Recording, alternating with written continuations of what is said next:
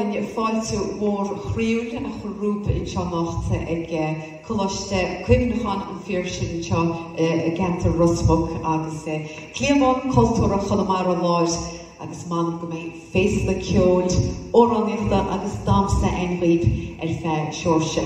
Cuid hAon gon chláir le feiceáil tróna a lochbéchanna agus cuid dó le feiceáil I maireach take náam seo ná cailige chreicean glóise mar déine be féasta gon chéad sco. Ní chuine me se mór an maiile réim chud chlábarach caiinsiú seo, tá man gan chuir tús leis an geúra an seo rasmach agus chalí ní chéad duine níos stáite baléir an seo be an gobunú na háite agus na chéad fáilte chalín.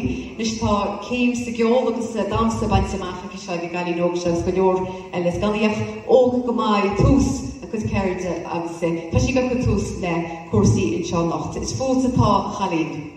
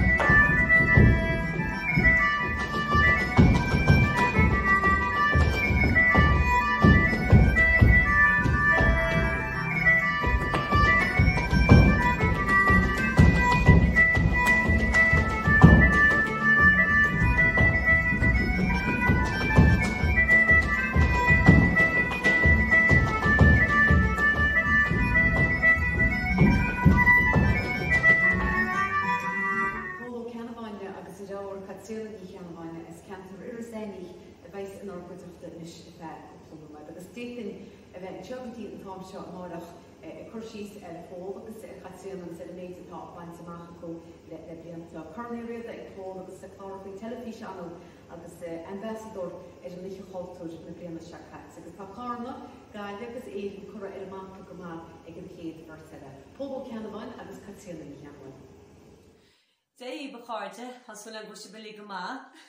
Dé súil an gúiste slán sáhaite agus sanna sásta Somália. Bháilinn inseo ó chlánaí cheanú na bhil agus bheannach tína nála roiimh ar lig.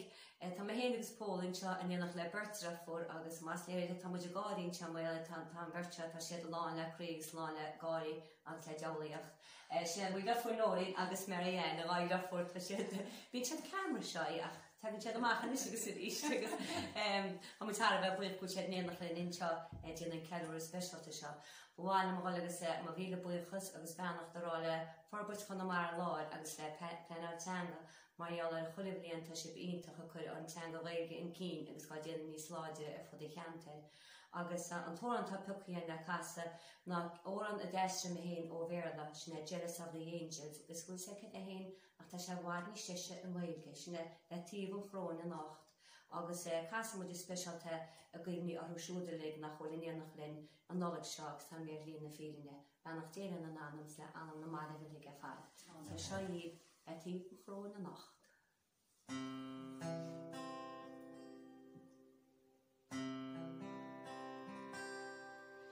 Níor ámid ré le ligins le testó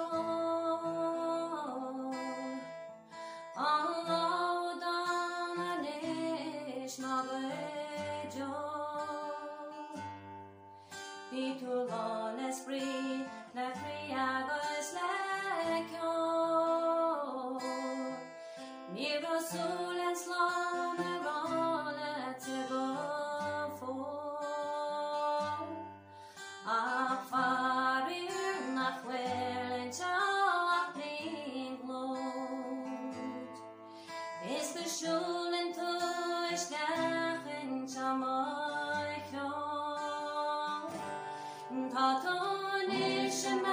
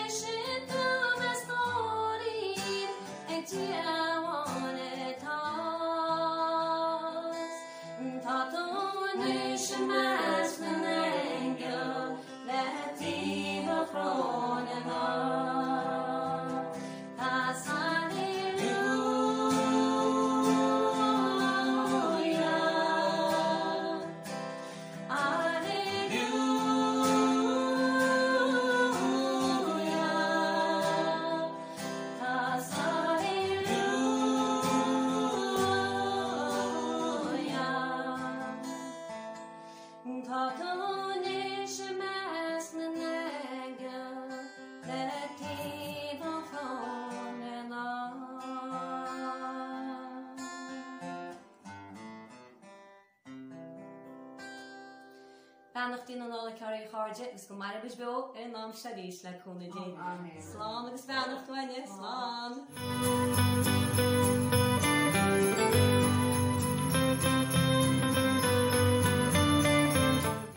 Agus an chéad den eile startse Tróna, tá sé éasca gomá a chur an eile, tá me cínta ggóla eile ena bhór an leidog se Róman óní is a gasisiil agus a chéad fáilse Róman, tá dúchas baintach ag bhaléir, tá dáráit Gerachtas na Gaeilge bháin sa Ceardaigh agus sa Cuid sa damsa críomh an chundaigh brúteige lábhlíonn is chéile agus críomh chunachtach má chéanna brúte ag Rónan. Is bútatá Rónan lí.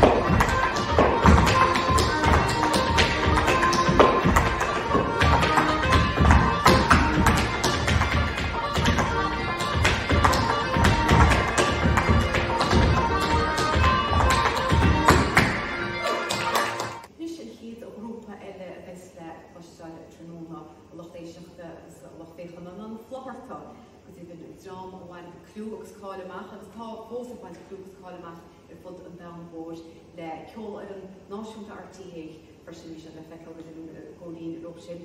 Sémas sa Cuid agus Rónan í ó Chláirtha chois muid is go chéadí eile agus siad go móí a chuin. Dírí cí chuide is muid Chlánaí Láirtha Tá muid thar bheith buíoch a bheith mar fáirt gon trá iontach seo. Tá muid teola hí cúpla túnas coplór an chaistíb in jobh. Ceiliúrtha Láir tá muid go le cais ar dús ó an táach coitin tá hín pula seo agus muid go le cúpla díga chud ní I clúna muis cin tainam tarbach beidir an réanús ach tá muid súil go mór na fí sean ile ceol sna seaachna ní tá le tíocht so bainnig bhí soltas a ceol réanús agus feicemas chip am cínte le gona dé. Seo Ceiliúrtha Láir.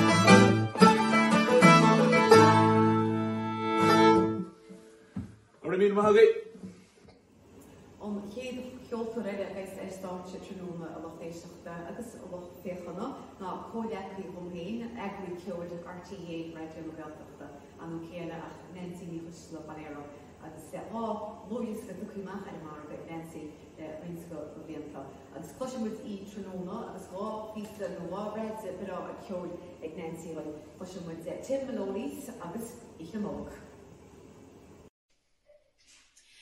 Tá gael cas gháiríil chuib inseo agus beanachtaí na nolach orí fad. Gháiríil Tim Maloney's agus an sin ceann chasan chuig go minic faoi nolach, Oíche nolach nó Christmas Eve mar thugtar. Seo iad.